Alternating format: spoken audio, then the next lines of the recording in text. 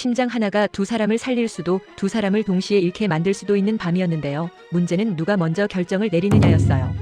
이상철이 병원으로 이송된 밤. 공기는 이상하게도 울음보다 조용한 쪽으로 기울어 있었고요. 그 조용함이 더 무서웠습니다. 이지혁은 에크모로 간신히 버티고 있었고 이상철은 교통사고 직후 중환자실로 실려와서 수술대 위를 오갔습니다.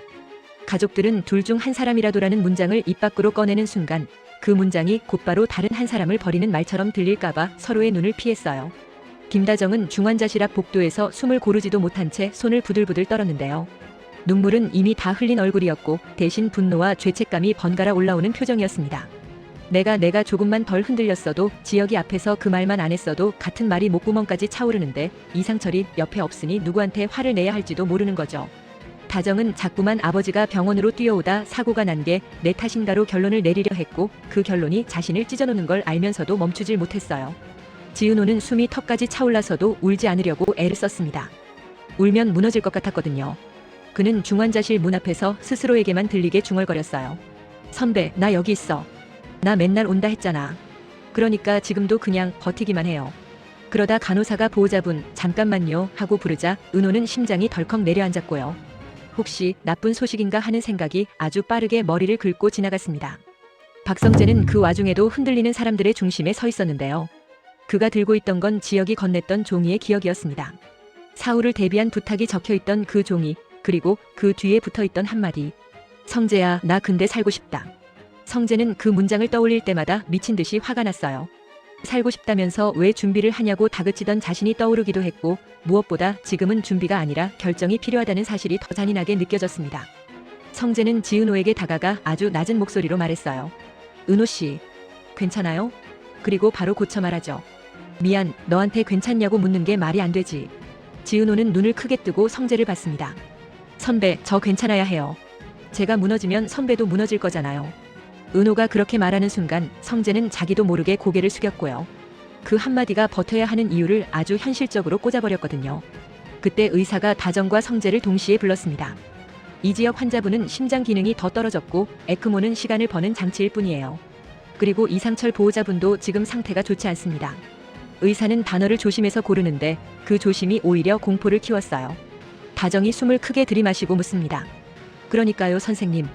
둘 중 누가 더 다정은 끝까지 문장을 마치지 못했는데요. 의사는 그 질문을 모른 척할 수 없다는 얼굴이었습니다. 지금은 누구를 비교할 단계가 아니라 동시 대응을 해야 하는 단계입니다. 그런데 보호자 동의가 필요한 처치들이 생길 수 있어요. 그때는 빠르게 결정하셔야 합니다. 결정이라는 단어가 복도에 떨어지자마자 이수빈이 늦게 달려왔습니다. 수빈은 신발도 제대로 못 챙긴 사람처럼 숨을 헐떡였고요. 엄마 아빠는? 오빠는? 수빈이 묻는 순간 다정이 수빈을 끌어안으려고 했지만 팔이 중간에서 멈춥니다. 안아주는 순간 현실이 확정될까봐요. 결국 다정은 수빈의 어깨만 꼭 잡고 말했어요. 수빈아, 정신 차려. 지금부터 우리가 해야 할 게 있어. 수빈은 그 말이 무슨 뜻인지 바로 알아버렸고 입술이 떨리는데도 알겠어라고 대답합니다. 그 한마디가 너무 어른 같아서 더 아팠습니다. 그리고 또 하나의 균열이 동시에 터졌는데요. 응급실 쪽에서 연락이 왔습니다. 고성이가 약을 먹고 쓰러졌고 겨우 응급조치가 됐다는 소식이었어요. 지금은 의식이 돌아오긴 했는데 정신적으로 충격이 큰 상태라 보호자 확인이 필요합니다. 간호사의 말이 끝나자마자 박진석의 이름이 떠오르죠. 이 병원에서 이 타이밍에 고성이까지. 은호는 그 이름을 떠올리는 순간 속이 서늘해졌습니다. 저 사람이 지금 여기서 또 무슨 파늘이라는 생각이 올라오다가도 곧바로 스스로를 다그쳤어요. 지금은 지혁 선배가 먼저라고요. 그런데 복도 끝에서 발걸음 소리가 한 번 더 분위기를 바꿉니다. 박진석이 나타났거든요. 늘 권위로 밀어붙이던 얼굴이 아니라 오늘은 이상할 정도로 조용했고요. 박진석은 사람들 앞에서 고성이를 부르지 않고 최대한 예의를 갖춰 낮게 말합니다. 고 여사 상태는 어떻습니까? 그리고 곧바로 말을 바꿔요. 아니, 지금 그게 중요한 게 아니지. 박진석이 시선을 돌려 중환자실 문을 바라보는 순간 성재는 그를 막아 세우듯 한 걸음 앞으로 나섰습니다. 아버지, 지금 여기서 무슨 말씀을 하시려고요? 성재의 목소리는 낮았지만 단단했고요. 박진석은 잠깐 말을 잃습니다. 그 침묵이 그 사람도 흔들리고 있다는 증거처럼 보여서 더 불길했어요. 박진석은 결국 고개를 아주 천천히 끄덕이며 말합니다. 내가 할 수 있는 게 있으면 말해라. 지금은 정말로. 그 말이 끝나기도 전에 다시 의사가 복도로 나왔습니다. 보호자분들 잠깐만요. 모두가 동시에 숨을 멈추고 의사를 바라봅니다. 의사는 종이를 들고 있었고요. 그 종이가 상황 설명서인지 동의서인지 아무도 확신할 수 없었습니다. 다정은 종이를 보자마자 속으로 깨달았어요. 이제부터는 울음이 아니라 진짜 결정이 시작된다는 걸요. 그리고 그 결정의 첫 문턱에서 지은호는 손을 꽉 쥐고 조용히 말합니다. 선배, 나 여기 있어요. 그러니까 제발 이번엔 우리한테도 기회 한 번만 더 주세요. 복도는 다시 조용해졌는데요. 그 조용함 속에서 누군가의 심장 박동만이 더 크게 들리는 것 같았습니다. 다음 순간 그 박동이 누구의 것이 될지 아무도 몰랐고요. 지금 이 순간 누군가가 서명 한 번만 하면 이지혁이 살 수도 있다는 말이 병원 복도에 떨어졌는데요. 그 서명을 할 수 있는 사람들은 동시에 이상철을 잃을지도 모르는 상태였어요. 중환자실 앞 복도는 이상하게도 울음보다 침묵이 더 컸고요. 그 침묵이 사람을 더 미치게 만들었습니다. 의료진이 차트를 들고 나올 때마다 김다정은 숨을 한 번 크게 들이마셨다가 다시 내뱉지도 못하고 가슴을 움켜쥐었는데요. 누군가 괜찮으세요? 라고 물으면 다정은 대답 대신 고개만 흔들었어요. 괜찮을 수가 없잖아요. 아들 이지혁은 에크모에 매달려 버티고 있고 남편 이상철은 교통사고로 다른 중환자실에서 수술을 기다리는 중이었으니까요. 다정은 머릿속에서 같은 문장을 수백 번 되풀이했었더라고요. 둘 중 한 사람이라도 그런데 그 문장을 끝까지 말하는 순간 나머지 한 사람을 포기하는 것처럼 느껴져서 입술이 덜덜 떨렸습니다. 담당 의사는 말투부터 달랐어요. 위로의 단어를 아껴두고 필요한 사실만 고르게 꺼내는 얼굴이었는데요. 이지혁 환자분은 심장 기능이 더 떨어졌습니다. 에크모는 시간을 버는 장치일 뿐이고요. 회복을 기대하기 어려운 상태라서 심장 이식이 유일한 길입니다. 그 문장 끝에 붙은 짧은 숨이 지금부터는 선택의 시간이라고 못 박는 것처럼 들렸습니다. 김다정은 그 자리에서 무릎이 풀릴 뻔했는데요. 누군가가 팔을 잡아주지 않았다면 진짜 주저앉았을지도 몰라요. 유일한 길이요? 다정이 되물었고 의사는 고개를 끄덕였어요. 네. 다른 방법을 이야기하는 건 가족분들께 거짓말이 됩니다. 그 말을 듣는 순간 다정은 울음이 아니라 화가 먼저 올라왔습니다. 왜 우리에게만 정직해요? 왜 우리에게만 이렇게 정확해요?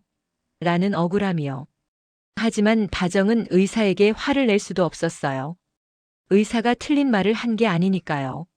이수빈은 복도 끝에서 뛰어오듯 나타났습니다.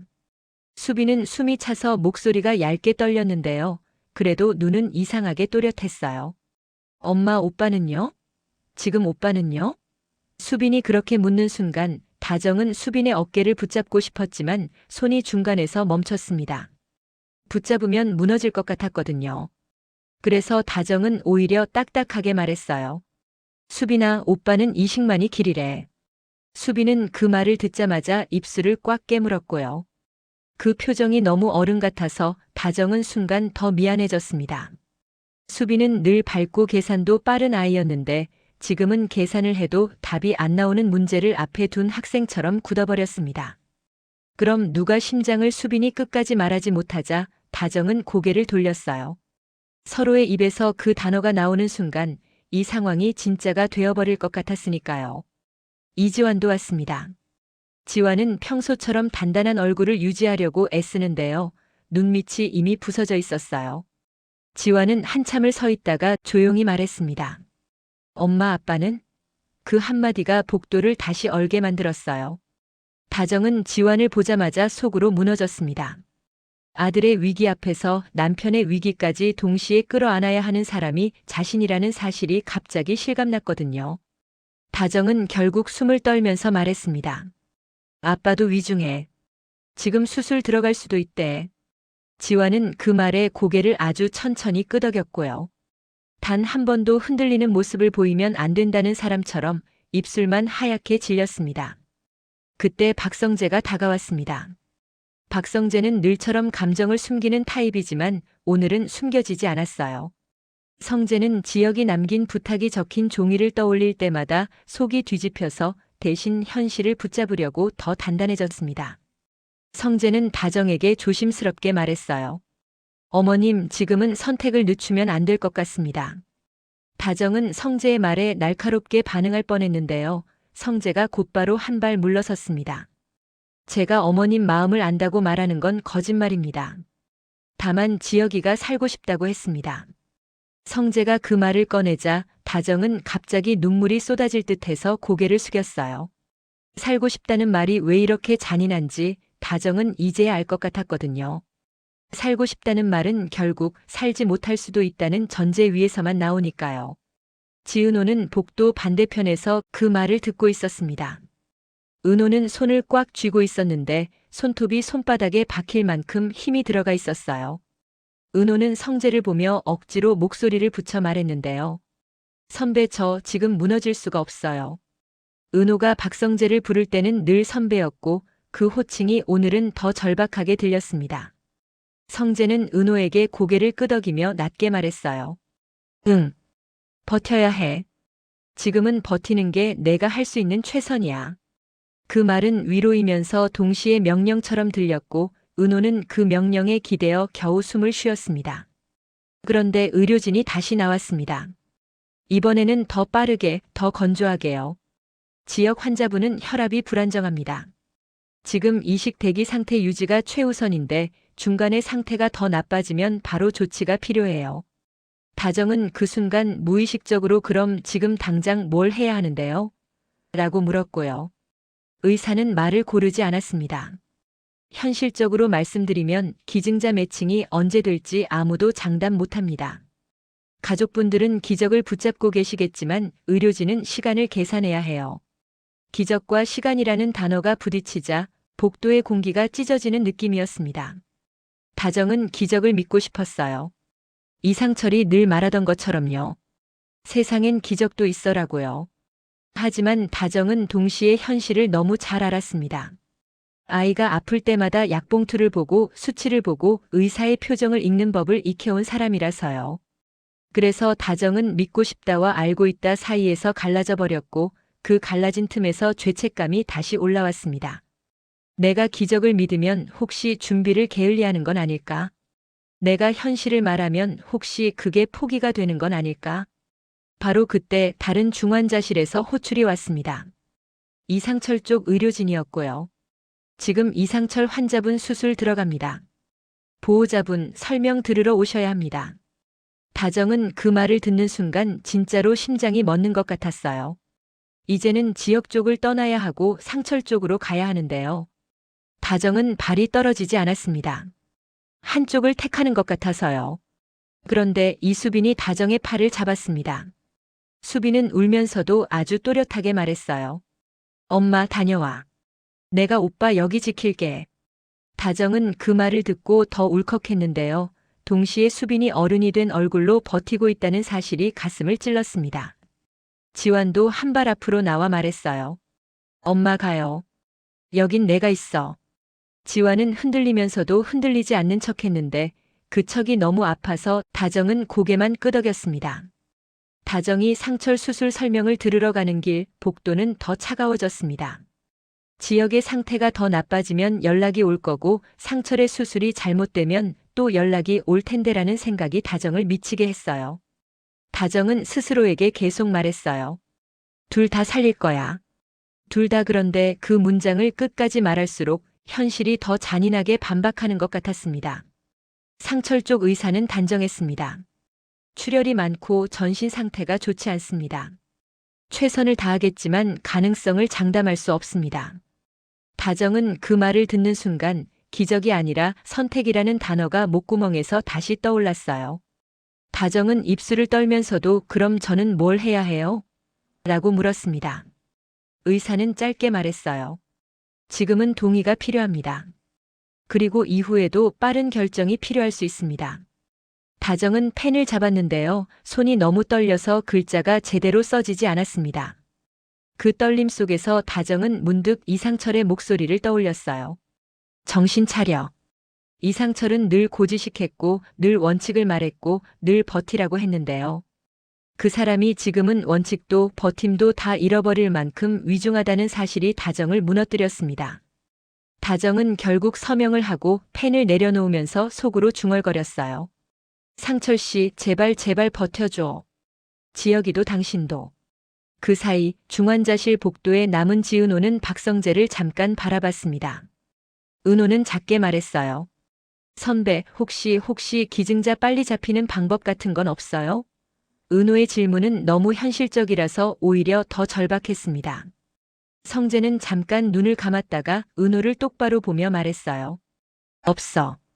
그래서 더 버텨야 해.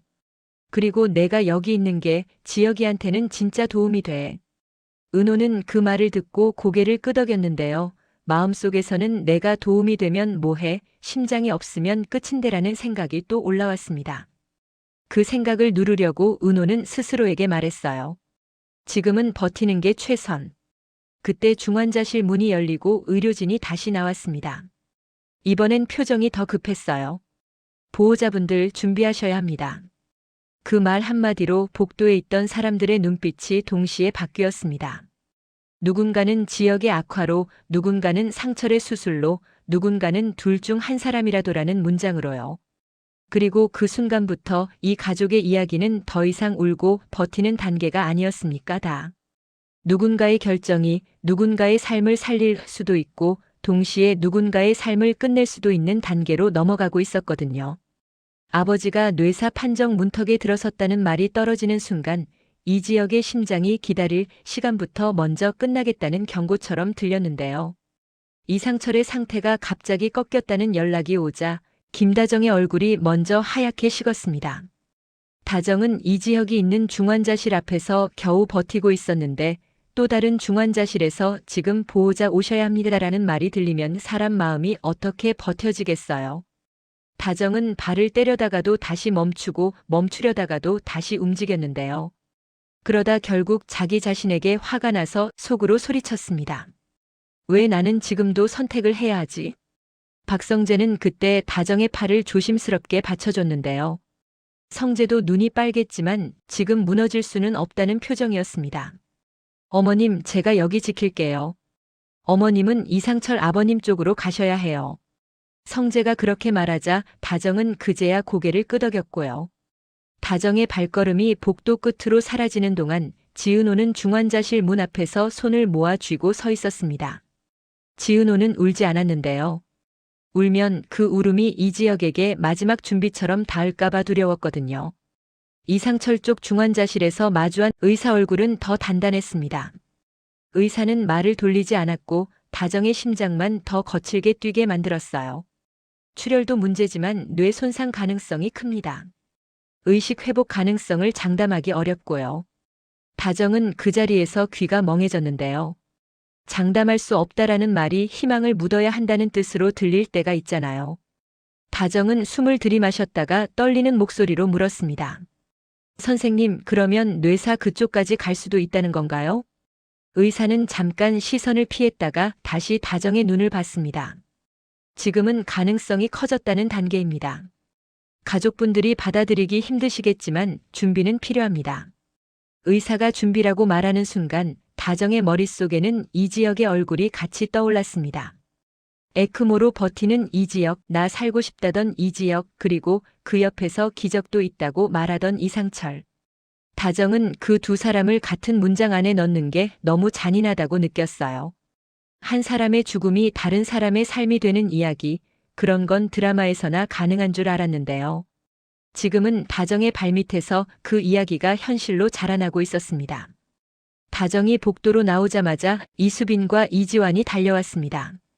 이수빈은 울음이 목까지 차올라서도 목소리를 또렷하게 세우려고 했고요. 엄마, 아빠는 어때? 수빈이 묻자 다정은 대답을 미뤘다가 결국 천천히 말했습니다. 아빠가 많이 안 좋아. 뇌 손상 가능성이 크대. 그 말 끝이 채 떨어지기도 전에 수빈은 입술을 세게 깨물었고 지환은 한동안 말이 없었습니다. 지환은 원래 말이 적은 편이지만 오늘은 말이 없는 게 아니라 말이 무너져버린 느낌이었어요. 지환이 겨우 입을 열었는데요. 그럼 아빠가 혹시 뇌사 판정? 지환이 끝까지 말하지 못하자 다정이 고개를 저었습니다. 아직은 아니야. 아직은 문턱이라고 했어. 문턱이라는 단어가 나오는 순간 수빈이 갑자기 울면서 소리쳤습니다. 문턱이면 뭐가 달라? 문턱도 들어가면 끝이잖아. 수빈의 울음은 어린아이 같기도 했고 너무 빨리 어른이 된 사람 같기도 했어요. 다정은 수빈을 끌어안으려다가 이번에는 끌어안았습니다. 끌어안지 않으면 수빈이 부서질 것 같았거든요. 그런데 그때 전화가 울렸습니다. 이지혁 쪽 의료진이었어요. 보호자분, 환자분 상태가 불안정해지고 있습니다. 다정은 그 말을 듣자마자 손이 떨렸고 수빈과 지환의 얼굴을 번갈아 봤습니다. 그리고 그 눈빛 속에는 말로 못하는 죄책감이 같이 섞였어요. 내가 지금 여기 있으면 지역을 놓치는 건가? 내가 지금 가면 상처를 놓치는 건가? 박성재가 다시 전화를 받았고 다정에게 짧게 말했습니다. 어머님, 지역이 쪽으로 오셔야 할 것 같습니다. 제가 이상철 아버님 쪽은 제가 책임지겠습니다. 성재는 책임이라는 단어를 너무 쉽게 꺼내서 다정이 더 미안해졌어요. 다정은 흔들리는 목소리로 말했습니다. 성재야, 내가 무슨 책임을 져? 너도 힘들잖아. 성재는 고개를 아주 작게 저었어요. 지혁이가 제 친구입니다. 그리고 어머님도 제 어머님이세요. 그 말이 다정의 가슴에 깊게 박혔는데요. 다정은 그 순간 이 아이도 가족이구나라는 사실을 너무 늦게 깨달은 것 같아서 더 울컥했습니다. 다정이 이지혁 쪽 중환자실로 돌아오자 지은호가 제일 먼저 다정의 얼굴을 봤습니다. 지은호는 말하지 않아도 알아야 한다는 얼굴이었는데요. 은호는 조용히 물었습니다. 어머님, 아버님은 그 호칭 하나가 다정의 심장을 또 찌르더라고요. 다정은 은호에게 길게 설명하지 않았습니다. 상철 씨가 위험해. 그 짧은 말만 남겼어요. 은호는 입술을 떨다가 끝내 울지 않고 고개를 숙였습니다. 은호는 이지혁이 왜 살아야 하는지, 자기 사랑이 얼마나 절박한지 그런 말을 꺼내지 않았는데요. 대신 이상철이라는 사람이 지금 어떤 문 앞에 서 있는지 그 사실을 존중하는 쪽을 택했어요. 그게 오히려 더 무겁고 더 진심으로 보였습니다. 그리고 그 다음 말이 이 이막의 공기를 바꿔버렸습니다. 의사가 다정과 지환, 수빈을 동시에 불렀고요. 이상철 환자분 뇌사 가능성이 더 커졌습니다. 그 말이 떨어지는 순간 수빈이 먼저 반발했어요. 아니에요. 우리 아빠는 기적을 믿는 사람이었어요. 아빠가 그렇게 쉽게 수빈의 말은 울음으로 번졌고 지환은 이를 악물었습니다. 지환은 울지 않으려고 해서 더 무서웠어요. 눈물 대신 분노가 먼저 올라오는 타입이었거든요. 선생님, 뇌사라는 말을 그렇게 쉽게 하지 마세요. 지환이 낮게 말하자 의사가 조심스럽게 답했어요. 쉽게 말씀드린 게 아닙니다. 보호자분들이 준비를 하셔야 하는 단계라서요. 준비요? 다정이 되물었는데요. 그 단어가 다정에게는 포기처럼 들렸습니다. 다정은 숨을 떨면서도 억지로 논리를 붙잡았어요. 선생님, 그러면 장기 기증 그런 이야기까지 다정이 끝까지 말하지 못하자 의사가 고개를 끄덕였습니다. 네. 뇌사 판정이 확정되는 순간 그 선택지가 현실로 들어옵니다. 그 순간 지은호는 한 걸음도 앞으로 나오지 않았고요. 다만 은호는 조용히 손을 모았다가 풀었습니다. 내가 여기서 한마디라도 하면 이건 내 욕심이 되는 건 아닐까라는 두려움이 은호를 붙잡았는데요. 은호는 자기 마음을 억누르는 대신 이상철의 삶을 존중하는 쪽을 택했어요. 그래서 은호는 말 대신 고개를 깊게 숙였고 그 모습이 다정에게는 사람을 사람으로 대하는 태도처럼 보였습니다. 그런데 그때 다정의 머릿속에서 이상철의 목소리가 갑자기 살아났습니다. 이상철이 예전에 다정에게 화를 내며 말하던 장면이었어요. 정신 좀 차려. 뇌사만 심장 이식되는 거 몰라? 그 말은 그때는 황당한 꾸중처럼 들렸는데요. 지금은 이상철이 현실을 알고 있던 사람이라는 증거처럼 들렸습니다. 다정은 숨을 크게 들이마셨다가 조용히 말했어요. 상철 씨가 예전에 그랬어요. 수빈이 다정을 바라봤고 지환도 다정의 얼굴을 봤습니다. 다정은 계속 말했어요. 지혁이 아플 때 내가 미쳐서 내가 내 심장 꺼내주자고 했을 때 상철 씨가 그 말했어. 뇌사만 된다고. 그 사람 알고 있었어. 이런 날이 올 수도 있다는 거. 수빈이 고개를 저으며 울었어요. 엄마, 그건 그냥 말이잖아. 아빠가 진짜로 그런 선택을 수빈은 끝까지 말하지 못했습니다. 아버지가 아들을 위해 죽음을 선택한다는 문장을 입 밖으로 꺼내는 순간 세상이 깨질 것 같았거든요. 여기서 심리적 클라이맥스가 한 번 더 터졌는데요. 의사가 조용히 덧붙였습니다. 그리고 이 지역 환자분은 지금 시간이 많지 않습니다. 이식 대기 중이지만 상태가 더 떨어지면 수술 자체가 위험해질 수 있어요. 그 말이 둘 중 한 사람이라도라는 문장을 다시 소환했어요. 가족들은 결국 그 문장 앞에서 도망칠 수 없었습니다. 다정이 그 자리에서 무너졌다가 갑자기 일어섰습니다. 일어서는 모습이 너무 이상해서 의사는 다정을 쳐다봤는데요. 다정은 눈물을 닦지도 않고 말했어요. 상철 씨는 평생 원칙만 지키던 사람이었어요.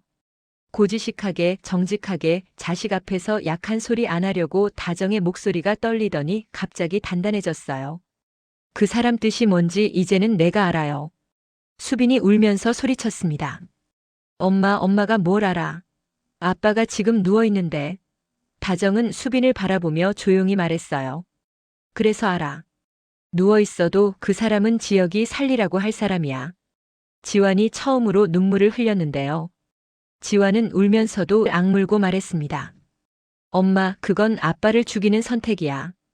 다정은 그 말에 흔들렸어요. 흔들리니까 더 잔인했어요. 다정은 잠깐 아무 말도 못하다가 아주 작은 목소리로 말했어요. 지환아, 나는 지금 아빠를 죽이고 싶어서 이러는 게 아니야. 다정은 한숨을 크게 내쉬었고 다시 말했습니다. 나는 아빠가 선택하고 싶은 걸 지켜주려는 거야. 지은호는 그 대화를 듣고 더 깊게 고개를 숙였어요. 은호는 지혁이 살아야 한다고 말하지 않았는데요. 대신 상철이 선택할 권리가 있다는 걸 존중하는 태도로 서 있었습니다. 그게 은호의 사랑이었고 은호의 인간됨이었어요. 시간은 잔인하게 흘렀고요. 결국 이상철은 뇌사 판정에 가까워졌습니다. 의사가 이제는 결정하셔야 합니다라고 말하자 수빈이 바닥에 주저앉을 듯 흔들렸고 지환은 수빈을 붙잡았습니다. 다정은 그 모습을 보는 순간 마음이 찢어졌는데요. 그래도 다정은 고개를 끄덕였어요. 아버지의 뜻을 지키자. 그 말이 나오자마자 수빈은 오열했고 지환도 끝내 고개를 끄덕였습니다. 누가 먼저였는지 모르겠어요. 다만 그 순간 세 사람의 고개가 동시에 내려갔고 그 내려간 고개 위에 아버지의 삶이 내려앉는 느낌이었습니다. 이제 수술 전야가 다가왔는데요. 여기서 또 한 번 마음을 갈라놓는 장면이 필요했습니다. 이지혁이 아주 잠깐 눈을 떴거든요. 이지혁은 의식이 선명하지 않았고 목소리도 제대로 나오지 않았지만 지은호의 손을 찾았습니다. 은호가 손을 잡자 지혁이 숨을 떨며 말했어요. 은호야, 미안해. 지은호는 울지 않고 대답했습니다. 한 번만 더 미안하다고 하면 나 진짜 가버릴 거예요. 그러면서 은호는 억지로 웃었어요. 웃음이 눈물보다 더 힘든 날도 있잖아요. 지혁은 잠깐 숨을 고르더니 또렷하지 않은 목소리로 물었습니다. 아버지 오셨어? 그 한마디에 다정이 숨을 삼켰고 지환도 눈을 감았습니다. 지혁은 아무것도 모른 채 아버지를 찾는 건데 그 아버지가 곧 지혁의 심장으로 들어올지도 모른다는 현실이 너무 잔인했거든요. 다정은 지혁의 손을 잡고 말했어요. 지혁아, 아빠가 너한테 할 말이 많대. 다정은 사실을 다 말하지 않았습니다. 대신 지혁이 마지막으로 미안함 사랑어랑만 느끼게 하고 싶었어요. 지혁은 눈을 감았다 뜨며 거의 속삭이듯 말했습니다. 나 아빠한테 나중에 잘할게. 그 말이 끝이었어요. 길게 끌지 않았고 그래서 더 깊게 남았습니다. 그 한마디가 아버지에게 드리는 마지막 약속처럼 들렸거든요. 그리고 마침내 이식 수술이 진행될 시간이 다가왔습니다. 상철의 심장이 지혁에게 간다는 문장이 현실이 되기 직전 다정은 수빈과 지환 앞에서 무너질 뻔했는데요. 다정은 마지막까지 흔들렸습니다. 사람이 어떻게 안 흔들려요? 그런데도 다정은 흔들리는 몸을 억지로 붙잡고 수빈의 손을 잡고 지환의 손을 잡고 말했어요. 우리 아빠 뜻대로 하자. 아빠가 평생 지키던 원칙 마지막까지 지켜주자. 수빈은 울면서도 알겠어라고 했고요. 지환은 고개를 끄덕이면서도 아빠 미안해라는 말을 삼켰습니다. 삼킨 말이 목구멍에 걸려서 지환은 잠깐 숨을 못 쉬는 얼굴이었어요. 이식 수술은 길었고 기다림은 더 길었습니다. 박성재는 끝까지 복도를 지켰고 지은호는 끝까지 말이 없었습니다. 은호는 그저 조용히, 너무 조용히 자기 마음이 욕심이 되지 않게 붙잡았어요. 그러다 어느 순간 은호가 아주 작게 말했습니다. 선배 살고 싶다 했잖아요. 그러니까 살아야 해요. 그 대사는 누군가를 설득하는 말이 아니라 자기 자신이 무너지지 않으려고 붙잡는 말처럼 들렸습니다. 수술이 끝났다는 말이 들렸을 때 다정은 다리에 힘이 풀려서 주저앉을 뻔했는데요. 의사가 나와서 말했어요. 수술은 성공 쪽으로 보고 있습니다. 그 말이 떨어지자마자 수빈이 먼저 울음으로 폭발했고 지환도 숨을 크게 내쉬었습니다. 성공인데요. 분명 성공인데요. 다정은 그 순간 기뻐하지 못했습니다. 왜냐하면 다정은 알고 있었거든요. 성공의 반대편에서 이상철은 이미 이별이 되어가고 있다는 걸요. 그래서 다정은 울면서 웃는 얼굴이 됐고요. 그 얼굴로 말했습니다. 상철 씨, 결국 당신이 다정은 끝까지 말하지 못했어요. 말하는 순간 정말로 이상철을 보내야 할 것 같았으니까요. 이지혁의 심장은 다시 뛰기 시작했는데요. 그 심장 박동이 이상철의 삶과 이어져 있다는 사실이 사람들을 더 울게 만들었습니다. 그리고 그 울음 속에서 누군가는 이별을 받아들일 준비를 시작해야 했어요. 이제부터는 바로 해피가 아니었습니다. 이상철의 빈자리를 크게 남겨둔 채 남은 사람들이 그 희생을 어떻게 품고 살아갈지 그 다음 문이 열리고 있었거든요. 수술은 성공이라는데 왜 이지혁은 눈을 뜨자마자 아버지는 어디 계시냐부터 묻는 걸까요? 이지혁이 회복실로 옮겨졌다는 소식이 퍼지자 김다정은 다리에 힘이 풀려 주저앉을 뻔했는데요. 기뻐서 무너지는 게 아니라 이제야 숨을 쉬게 된 사람처럼 온몸이 늦게 반응한 거였어요. 김다정은 간신히 벽을 짚고 서서 한참을 멍하니 회복실 문만 바라봤습니다. 살았다는 말은 들었는데 그 말이 누군가가 떠났다는 사실과 한 몸처럼 붙어 있어서요. 김다정은 입술을 깨물었고 그 순간 이수빈이 김다정의 손을 꼭 잡았습니다. 이수빈은 눈이 퉁퉁 부어 있었는데도 이상하게 또렷한 얼굴로 말했어요. 엄마, 오빠 살아난 거지. 김다정은 대답 대신 고개를 끄덕였는데요. 그러다 갑자기 목이 막혀서 수빈의 손을 더 꽉 쥐어버렸습니다. 이지환은 더 말이 없었는데요. 이지환은 원래도 말이 많은 사람은 아니지만 오늘은 말이 없는 게 아니라 말이 마음속에서 다 타버린 사람처럼 보였어요. 이지환은 회복실 문 앞에서 한 번 숨을 크게 들이마시고 다시 내쉬었습니다. 아버지의 심장이라는 단어를 입 밖으로 꺼내는 순간 그게 현실이 되어버릴까봐 무서웠거든요. 박성재는 복도 끝에서 조용히 서 있다가 지은호 쪽을 바라봤습니다. 박성재는 평소엔 감정을 잘 숨기는 사람이었는데요. 오늘은 숨긴다는 말이 무색했습니다. 박성재의 눈은 계속 빨갰고 표정은 살았다는 안도와 보내버렸다는 죄책감이 동시에 붙어있는 얼굴이었어요. 박성재는 지은호에게 아주 낮게 말했는데요. 은호 씨, 지금은 버텨야 해. 박성재가 버텨야 해를 다시 꺼내는 순간 지은호는 고개를 천천히 끄덕였습니다. 지은호도 알고 있었어요. 여기서 울어버리면 이지혁이 깨어났을 때 그 눈물은 축하가 아니라 작별로 보일 수도 있거든요. 잠시 뒤 이지혁이 회복실에서 깨어났다는 소식이 왔습니다. 의료진은 아직은 안정이 최우선이고 말도 길게 하지 말라는 당부를 붙였는데요. 그 당부가 끝나기도 전에 지은호는 이미 마음속으로 수십 번 연습했었습니다. 결혼이라는 단어를 꺼내지 않기, 미래를 보장해달라는 말도 하지 않기, 그냥 살아있어 달라고만 말하기. 지은호가 조심스럽게 이지혁 곁으로 다가갔을 때 이지혁은 눈을 완전히 뜨지 못한 채로도 지은호를 알아보는 것 같았습니다. 이지혁은 목이 말라서인지 아니면 감정이 꽉 막혀서인지 목소리가 잘 나오지 않았는데요. 그래도 또렷하게 한마디를 꺼냈습니다. 은호야. 지은호는 웃어 보이려고 했는데 웃음이 떨려서 오히려 눈가가 먼저 젖어버렸어요. 지은호는 울지 않으려고 숨을 고르고 친근한 말투로 툭 던지듯 말했습니다. 선배, 나왔어요. 나 맨날 온다 했잖아요. 이지혁은 잠깐 눈을 감았다가 뜨면서 한숨처럼 말했는데요. 나 살았네. 그 말이 예전에 나 살고 싶다랑은 결이 달랐습니다. 예전엔 살고 싶다가 간절한 욕망이었다면 지금의 살았네는 빚을 진 사람의 고백 같았어요. 이지혁은 자신이 누군가의 무언가를 받고 살아났다는 걸 본능적으로 알고 있는 얼굴이었거든요.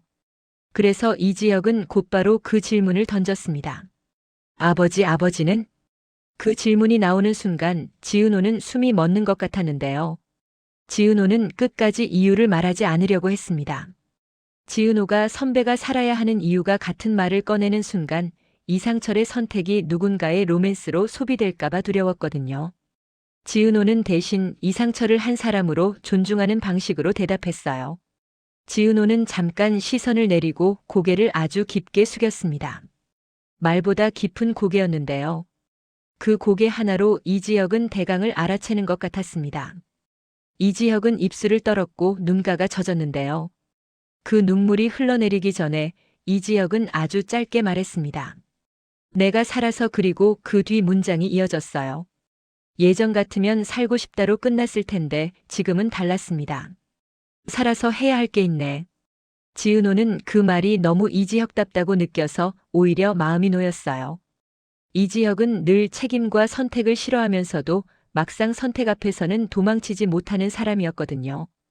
지은호는 이지혁의 손을 살짝 더 꽉 잡고 담백하게 말했습니다. 선배, 그거면 돼요. 선배가 살아있으면 돼요. 내가 그거 말고는 욕심 안 낼게요. 이지혁은 그 말을 듣고 눈을 감았다 뜨면서 아주 작게 웃었습니다. 웃는데 눈물이 같이 나오는 웃음이었어요. 이지혁은 한참을 숨만 쉬다가 힘겹게 말했습니다. 나 너한테 고맙다. 지은호는 장난스럽게 받아치듯 말했는데요. 고맙다고 하면 나 또 울 것 같은데요. 그러고는 아주 짧게 과거를 스쳤습니다. 우리 병실에서 누워있던 날 있잖아요. 그때 선배가 좋아라고 했었죠. 지은호가 그 말을 꺼내는 순간 회복실 공기가 잠깐 따뜻해졌습니다. 다만 지은호는 그 따뜻함에 기대어 과거로 눌러앉지 않았어요. 지은호는 곧바로 이어 말했는데요. 그때처럼 오늘도 그냥 살아있어요. 그럼 돼요. 이지혁은 그 말에 고개를 아주 작게 끄덕였고 지은호가 그 순간 확신했습니다. 살고 싶다가 살아서 하겠다로 바뀌는 걸 지금 내 눈앞에서 보고 있구나 하고요. 한편 복도 반대편에서 박성재는 계속 흔들리고 있었습니다.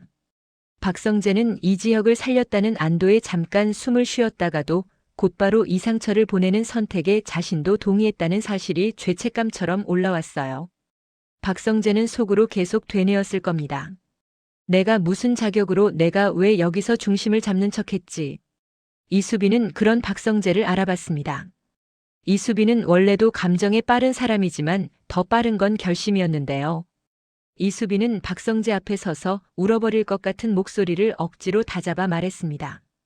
성재 씨, 아니 오빠. 이수빈은 자신도 모르게 호칭을 헷갈릴 뻔했는데 박성재를 향한 말에서는 예의를 유지하려고 했어요.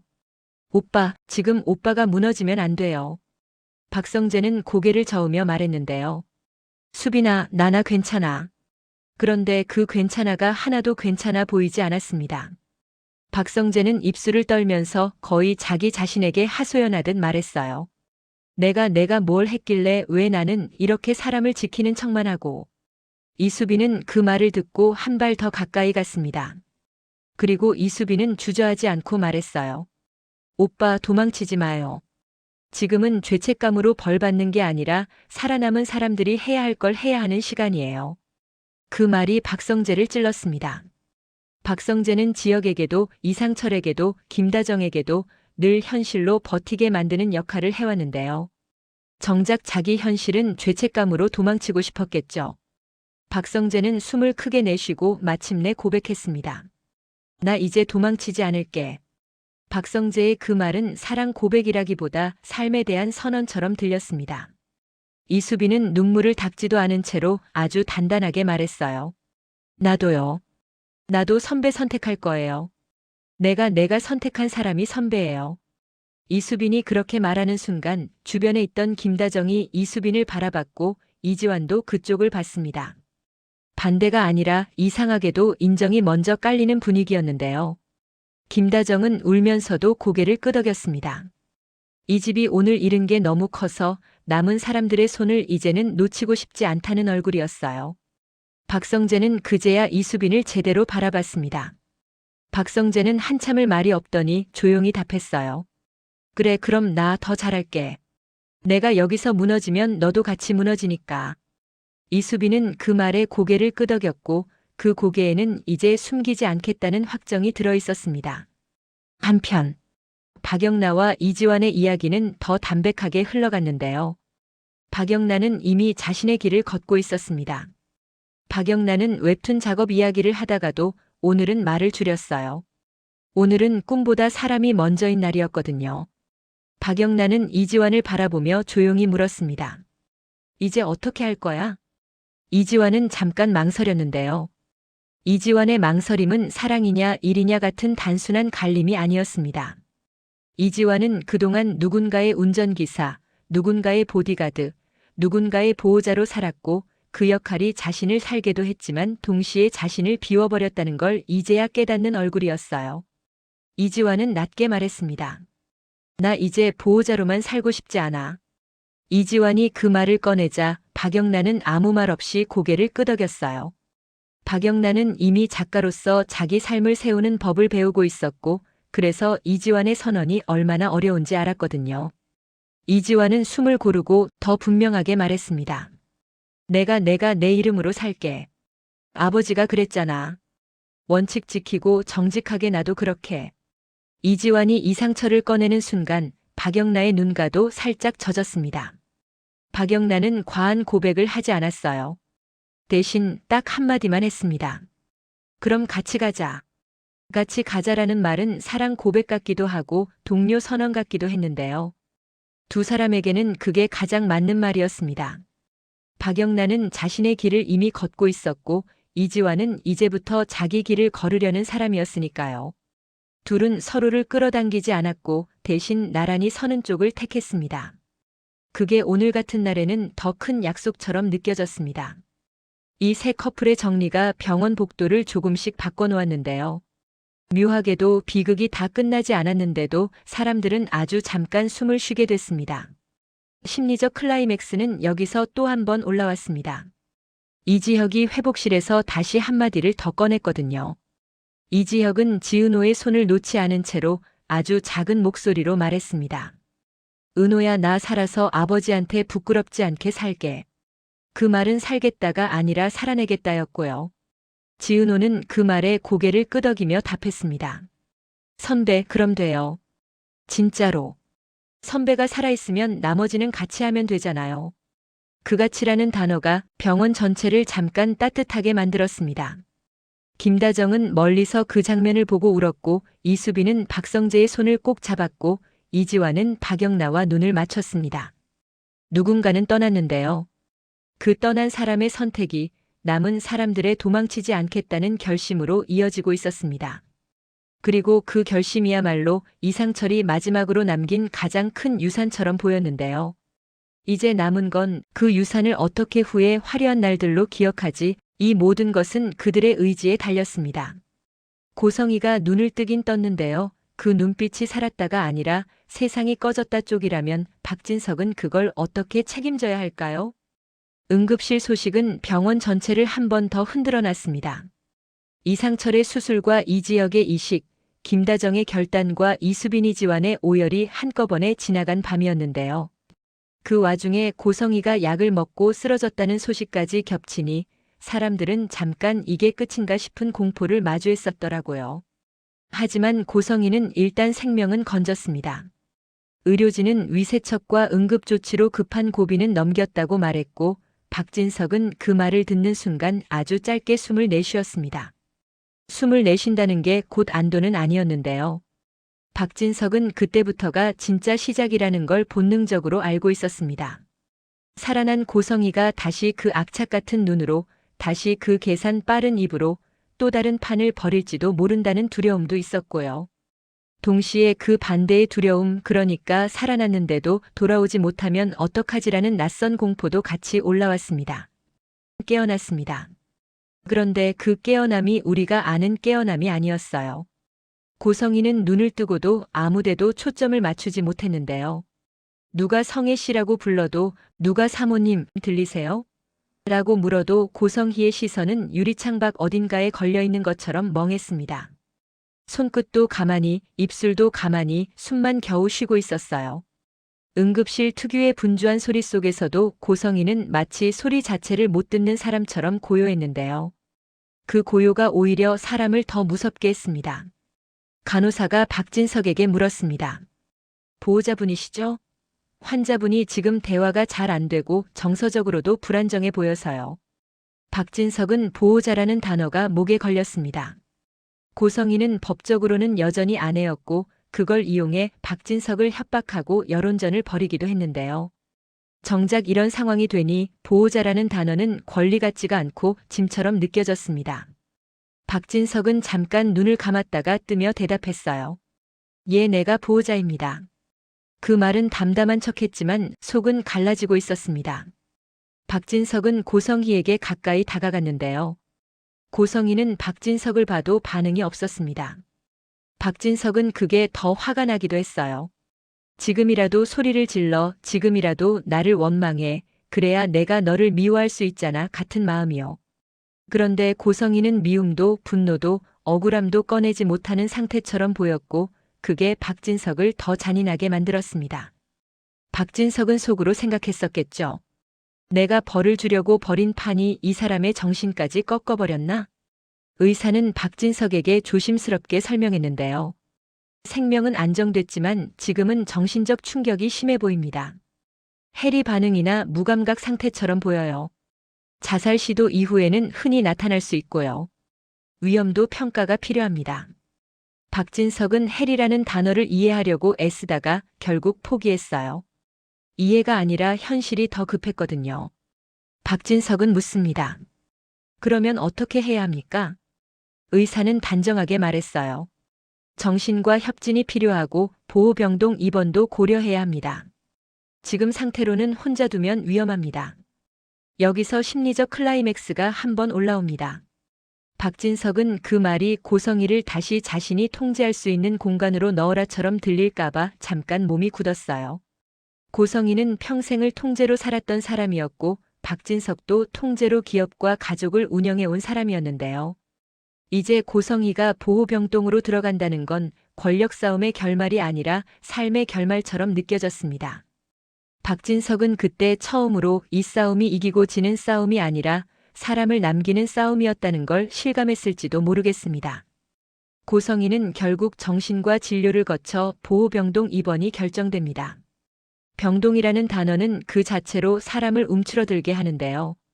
고성희는 그 단어를 들어도 별 반응이 없었습니다. 반응이 없다는 게 안정이라는 뜻은 아니었고요. 그저 고성희의 안쪽이 텅 빈 것처럼 꺼져버린 것처럼 보였습니다. 고성희는 보호병동으로 이동하는 과정에서도 한 번도 싫다는 말을 하지 않았어요. 예전에 고성희라면 그 자리에서 변호사를 부르고 기자를 부르고 나 박진석 회장 아내야 라며 소리를 질렀을 텐데요. 지금은 다르죠. 고성희는 자신의 이름도 자존심도 계산도 잠깐 내려놓은 사람처럼 멍했습니다. 보호병동에서 고성희의 일상은 살아있음과 살고 있음 사이에 어딘가에 걸렸습니다. 아침 약을 받아먹고 식판을 받아서 몇 숟갈 뜨고 창밖을 보고 다시 앉아있고 또 약을 먹고 그런 반복이었어요. 고성희는 누가 말을 걸어도 대답이 느리거나 대답이 없거나 대답을 하다가도 갑자기 멈춰버렸습니다. 간호사가 오늘 기분은 어떠세요? 라고 물으면 고성희는 한참을 생각하다가 아주 작은 목소리로 말했는데요. 모르겠어요. 그 모르겠어요가 너무 진짜라서 병동 사람들도 더 말을 잃었습니다. 그리고 박진석은 그 병동을 찾아옵니다. 박진석이 처음 병동 문 앞에 섰을 때 사실 박진석 마음속에는 아직도 판을 끝까지 밀어붙이겠다는 관성이 남아 있었어요. 박진석은 고성희를 재산과 권력에서 끊어내기 위해 근저당을 설정하고 재단 이사장 자리도 뺐고 회사 이미지 타격을 막기 위해 역공을 펼쳤고요.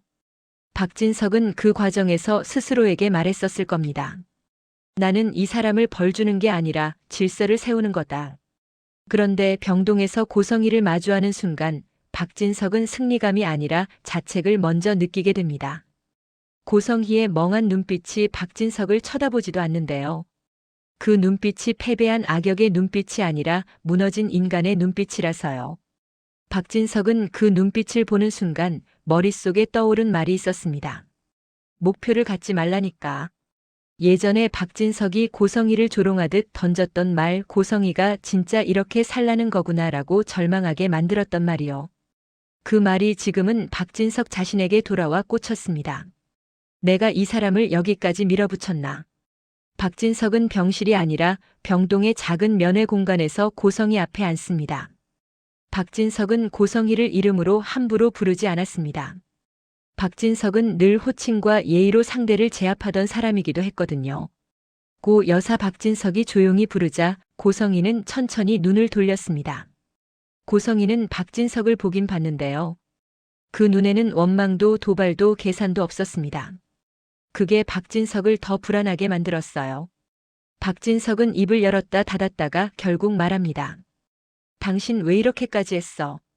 그런데 그 질문은 고성희를 비난하는 질문이 아니었습니다. 오히려 박진석이 자기 자신에게 묻는 질문처럼 들렸어요. 내가 왜 이렇게까지 했지라는 질문이요. 고성희는 잠깐 입술을 움직였지만 말이 나오지 않았습니다. 고성희는 한참 후에야 아주 작게 말했습니다. 모르겠어요. 그 말은 변명이 아니었고 회피도 아니었습니다. 진짜로 모르는 사람의 말이었어요. 고성희는 자신이 왜 이렇게 되었는지, 어디서부터 무너졌는지, 무슨 욕망으로 여기까지 왔는지 그 연결이 끊어진 사람처럼 보였습니다. 박진석은 그 모르겠어요를 듣고 가슴이 턱 막혔는데요. 박진석은 고성희에게서 악역의 논리를 듣고 싶었을지도 몰라요. 그래야 자기가 계속 미워하고 계속 벌을 줄 명분이 생기니까요. 그런데 고성희는 논리를 잃었고 박진석은 명분을 잃었습니다. 명분이 사라지자 남는 건 책임뿐이었어요. 박진석은 고성희를 다시 사랑해서 병동을 찾는 게 아니었고요. 용서해서 손을 잡는 것도 아니었습니다. 박진석은 자기가 만든 결과를 외면하지 않기 위해 남는 사람이 됩니다. 박진석은 스스로에게 선언하듯 말했는데요. 내가 만든 일이다. 박진석은 이 말을 고성희에게 하는 것 같았지만 사실은 자기 자신에게 하는 말이었어요. 내가 당신을 여기까지 몰아넣은 건 아니라고. 나는 늘 그렇게 생각했어. 당신이 선택한 거라고. 박진석은 숨을 크게 내쉬고 계속 말했습니다. 근데 내가 아무 책임도 없다고 말할 수는 없네. 그 말이 나오자 고성희의 눈이 아주 잠깐 흔들립니다. 흔들린다는 건 아직 안쪽 어딘가가 살아있다는 뜻이기도 하잖아요. 그런데 그 흔들림은 곧 사라지고 고성희는 다시 멍해졌습니다. 그 멍함이 박진석을 또 자책하게 만들었어요. 박진석은 고성희의 손을 잡으려다가 멈춥니다. 박진석이 손을 잡는 순간 그게 용서처럼 보일까 봐서요. 박진석은 용서를 원하지 않았습니다. 박진석은 단죄를 원했었고 그 단죄를 끝까지 밀어붙일 자신도 있었어요. 그런데 지금은 단죄가 사라진 게 아니고 단죄만으로는 끝나지 않는 지점이 생긴 거죠. 박진석은 결국 손을 잡지 않고 말로만 남습니다. 내가 여기 올게. 고성희가 고개를 돌립니다. 왜요? 고성희의 목소리가 너무 납작해서 박진석은 순간 숨이 막혔습니다. 박진석은 대답을 바로 하지 못했고요. 한참 뒤에야 말했습니다. 내가 외면하면 안 되니까. 그 대답은 고성희에게 주는 위로가 아니라 박진석이 자기 삶을 정리하는 방식이었어요. 박진석은 삶을 항상 결과로 정리하던 사람이었는데요. 지금은 결과가 아니라 대가가 남아 있었습니다. 고성희는 악역으로 퇴장하지 않았고 생존한 채 대가를 치르는 결말로 들어갔습니다. 박진석도 단죄로 끝나지 않았고요. 반성이라는 말로도 부족한 책임을 지는 결말로 이동하게 됩니다. 병동 밖으로 나오는 박진석의 얼굴은 예전과 달랐습니다.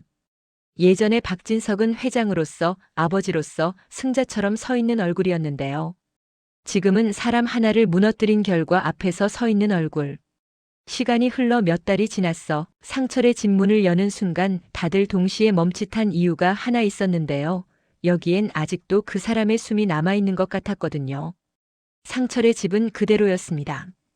가구 배치도 식탁 위에 놓인 컵의 위치도 현관에 걸린 외투의 감촉도 그날 이후로 시간이 멈춘 것처럼 보였는데요. 그런데 신기하게도 그 정적이 사람을 울게만 만들지는 않았습니다. 오히려 오늘만큼은 그 정적이 울지 말고 밥 먹어라 하고 등을 떠미는 느낌이었어요. 상철이라면 분명 그랬을 테니까요. 슬퍼하는 걸 허락하되 그 슬픔이 사람을 굶기게 두진 않는 사람. 원칙을 지키면서도 사람 사는 온기를 끝까지 놓지 않는 사람. 김다정은 아침부터 부엌에서 손을 바쁘게 움직였는데요. 다정은 예전처럼 완벽한 상차림을 하진 않았습니다.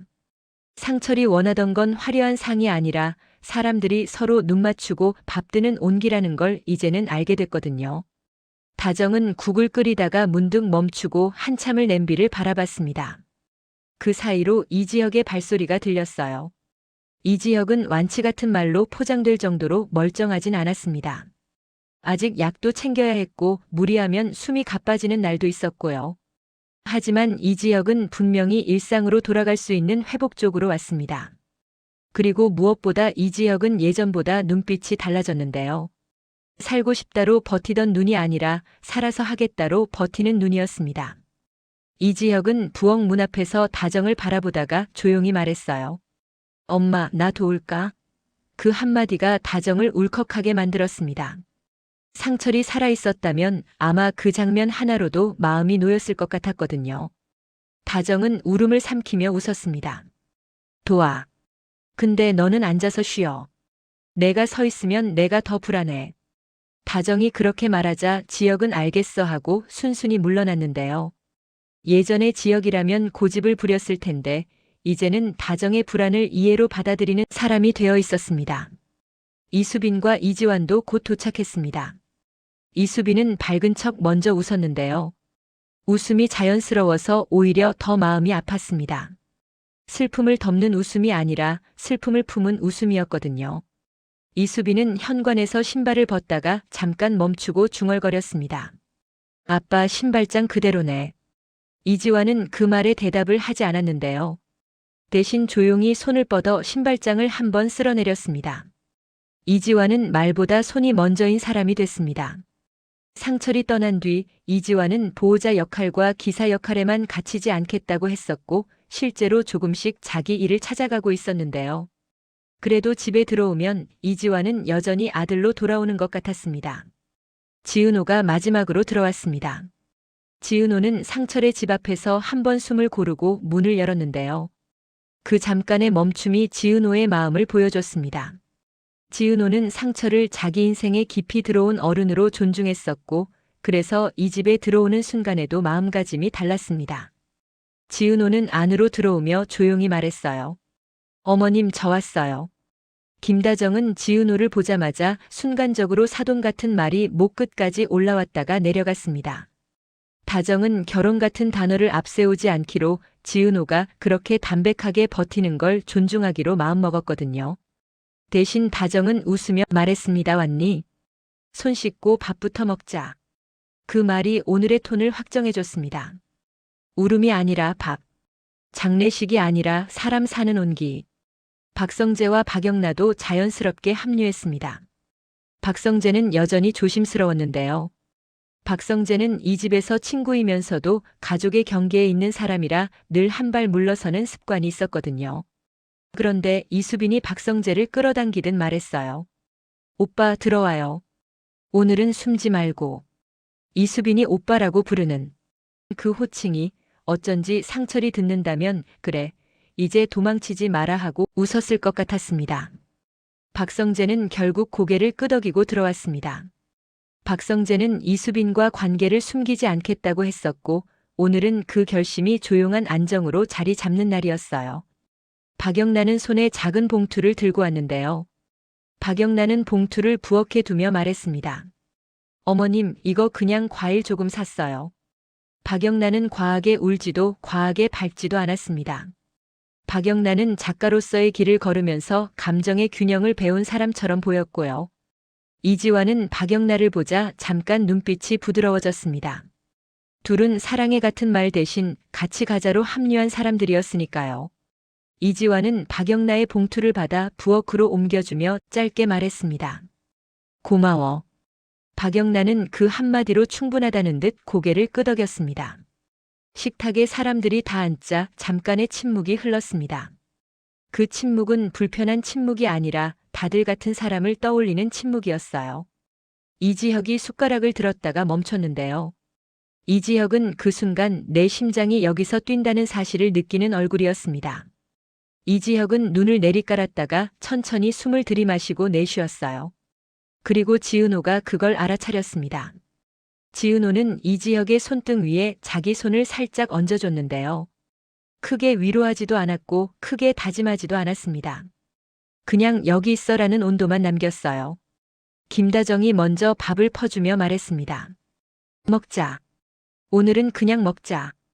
이수빈이 웃으며 받아쳤는데요. 아빠가 여기 있었으면 우리 밥 안 먹는다고 혼냈을 거야. 이수빈의 웃음에 박성재도 따라 웃었고 그 웃음이 너무 자연스러워서 다정은 잠깐 멍해졌습니다. 이게 가능한 날이 오는구나 싶은 표정이었어요. 그리고 누군가가 그 한마디를 꺼냈습니다. 이지환이었는지 이수빈이었는지 혹은 박성재였는지 정확히는 모르겠는데요. 다만 그 말은 상철의 목소리를 닮아 있었습니다. 아버지라면 지금 뭐라고 하셨을까? 울지 말고 밥 먹어였겠지. 그 말이 나오자 모두가 잠깐 조용해졌습니다. 그 조용함 속에서 사람들은 각자 상철을 마음속으로 한 번씩 불렀어요. 김다정은 상철 씨를 불렀고 이지혁은 아버지를 불렀고 이수빈과 이지환은 아빠를 불렀고 지은호는 어른으로서의 상철을 불렀습니다. 박성재는 친구의 아버지를, 동시에 자신이 책임을 배웠던 어른을 떠올렸고요. 박영란은 그 집의 온기를 떠올렸습니다. 그런데 그 조용함이 오래가지는 않았습니다. 이지혁이 먼저 밥을 떴거든요. 이지혁이 밥을 뜨는 소리가 아주 작게 들렸는데 이상하게도 그 소리가 오늘의 엔딩 같았습니다.